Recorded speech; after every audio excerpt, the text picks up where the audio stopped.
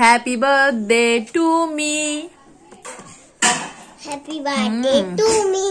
Happy birthday cake. Happy birthday cake cake cake. Ladies আজকে মার happy birthday. কি আজকে মার হ্যাপি বার্থডে। তাই এগুলো কে এনেছে? পাপা এনেছে। পাপা কি এনেছে তোমার জন্য? খাবো। এগুলো সব কেক? কেক আর কি কি এনেছে? আর কি কি এনেছে? যে মুলোর মতন কেক। মুলোর মতো? তোমার পছন্দ হয়েছে? তোমার জন্য নানা রকম ফ্লেভারের কেক এনেছে পাপা। এই যে এই যে এই যে এই যে। আর ওইখানে কি আছে? ওখানে এগুলো বল। যা পিৎজা আছে।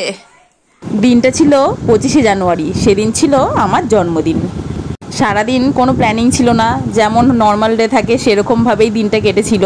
কিন্তু সন্ধ্যাবেলা হঠাৎ করেই বরমশাই এত কিছু নিয়ে এসেছিল, মানে কি বলবো, সেগুলো দেখে আমি ভীষণ খুশি হয়েছিলাম।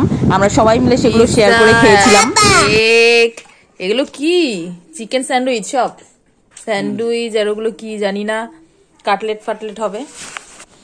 বাবা কে এনেছে এগুলো? হ্যাঁ বলো, আমাকে বলো আগে, কে কে এনেছে এগুলো? এইটা হলো পাপা এনেছে, এই সবগুলো পাপা এনেছে। কার জন্য এনেছে?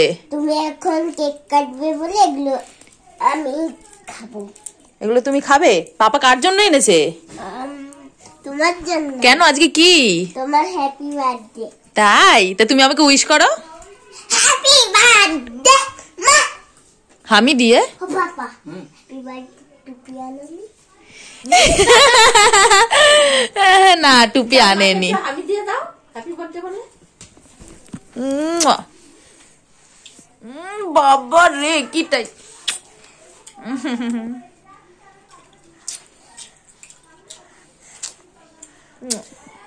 এখন তো সব খাবে, তাই তো?